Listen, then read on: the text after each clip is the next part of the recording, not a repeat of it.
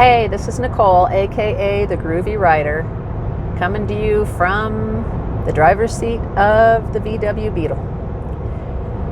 So, one of the things I do with my MFA students every term, the classes are 2 months long, essentially 8 weeks long. One of the things I like to do at the end of every class is to ask them some of their takeaways from the class. That feedback is always really helpful for me as I design courses and I redesign courses and I tweak them and I work on them. And for those of you who aren't aware, these are graduate students in creative writing. They're poets, they're fiction writers, they're creative nonfiction, they're straight nonfiction, and it's all online. So this is an MFA that's based in Missouri, and I live in Arizona. And I've been doing this since 2016, so wow, that's going on 7 years now, which is hard to believe. The time really has flown. It's an incredible program. It's called Lindenwood University for anyone who's curious. And the students I work with they're just hands down amazing writers, amazing people, whether they are experienced writers or not. And we really have a whole range of student types in the program, and age ranges too. They're just so great to work with. So at the end of each course, I'd like to ask them, hey, anything you want me to know, any suggestions you have for me, and what are some of your takeaways from the course, and what are your plans moving forward? I'm always interested to know, writing related, what do you want to do? And I get a range of responses. Some people are very intent on seeking traditional publication or have already achieved traditional publication. Some want to go indie. Some people really aren't interested in publishing at all. They want to keep writing, but they're not particularly interested in everything that publishing entails. And as far as age ranges, I have everyone from late teenagers all the way up. I've had students in their 80s before. And it's fantastic, and they're all mixed in the same class, so it tends to make our discussions very rich and very just amazing. So this last batch of classes that just wrapped up, it was in my sci-fi class. I teach a science fiction writing workshop where we also read both old/vintage and new sci-fi stories. And then there's also a workshop component where students write science fiction stories of their own. Some students have never written a sci-fi story or even read a sci-fi story. Others are pretty experienced, and some have been published. And then the age range is, always there as well. So at the end of my sci-fi course, I had my one, I think he was the only fully retired student, had a full career, big family and everything. And when I had asked about his plans for the future, he basically said to me, and I'm paraphrasing here, I'm going to keep writing, I'm going to keep working on the things I enjoy writing-wise, but only the things I enjoy, because frankly, at my stage of life, if it ain't fun, I ain't doing it. And again, I'm paraphrasing there. I think he might have actually used correct grammar that I'm not using. But I really feel like it should be on a coffee mug and a bumper sticker and a t-shirt. If it ain't fun, I ain't doing it, where writing is concerned. So we all know that life doesn't allow for that. We can't, it's typically, I shouldn't say we can't, it's typically not sustainable to live a life where we only do things that are fun, maybe when we're kids and very little kids. As we know, adulting sort of knocks that off the board of possibilities. So what I loved about that statement, though, and he was really speaking in terms of his writing, and what I love about that statement is that it made me realize that so many of us at one time or another as writers make the writing into a chore, into a job, into a have to. And sometimes we do this without even stopping to think about what that means or whether we're even doing it. Sometimes I think we don't even realize it.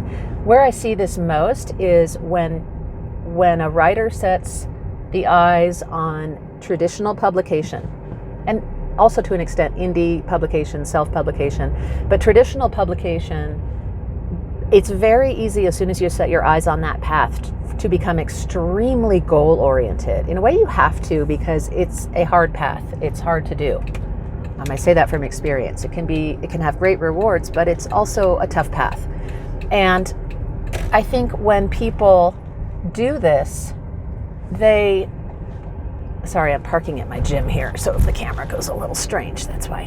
When people do this, there's a trade-off to be made, but I think often the trade-off is in fun, it's in enjoyment of the process, it's in learning, continuing to learn what we tend to learn as writers, continuing to grow and to learn and to discover who we are as writers. I think often we set our sights on traditional publication, it becomes more of an issue of not so much learning, but forging ahead and doing and going toward the goal and not quitting and eyes on the prize and go, go, go.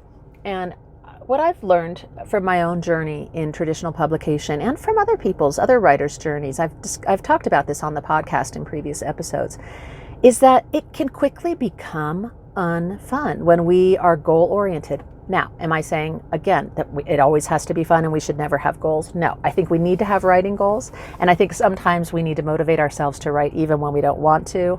I'm Exhibit A. I have a hard time doing that, especially when other things are stressful. I know when I have a full course load, as I do now, and teaching becomes kind of overwhelming, it's hard for me to write. I might jot down some ideas in my phone, but it's hard for me to sit down and really immerse myself in a manuscript. And when I do, it can be fun, but there's always kind of this background pressure happening.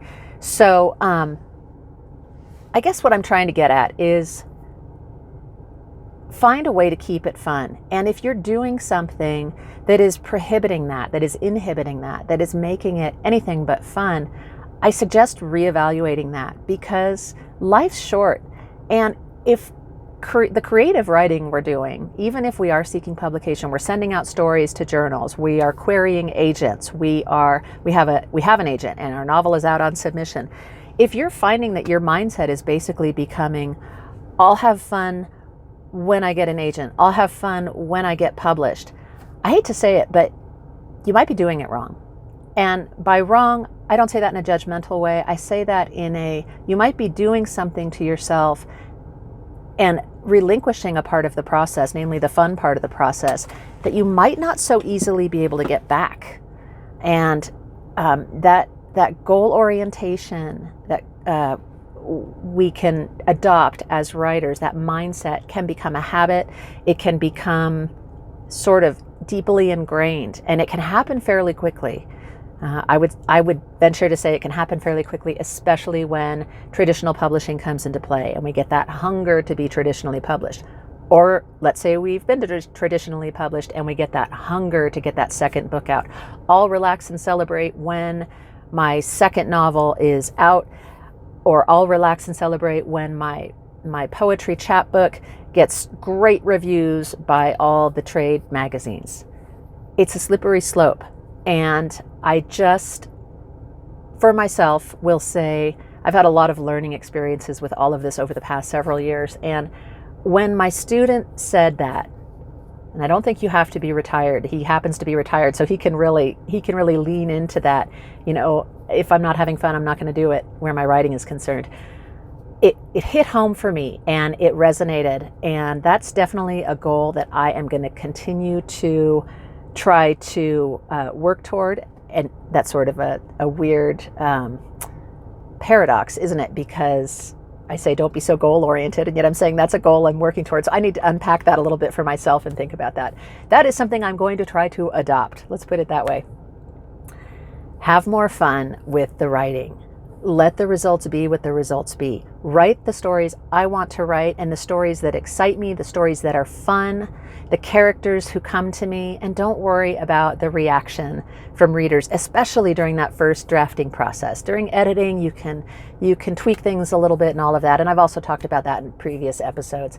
But anyway, yeah, something to think about. If you have any thoughts about this, I would love it if you would leave a comment, subscribe, and share your thoughts, share your wisdom, share your questions. And when I say share your wisdom, I don't assume that you have to be a traditionally published author or someone who's been writing for decades. Just the wisdom maybe you found in other areas of life where the same principle rings true. To not make writing a have-to keep it fun, to remember why we got into it in the first place. Anyway, that's all for now. I'm going to go get on that treadmill. Speaking of not real fun and kind of a have-to, well, it's not a have-to, but it's a choice. But still. I spend so much time sitting in a chair that it's good to get out there.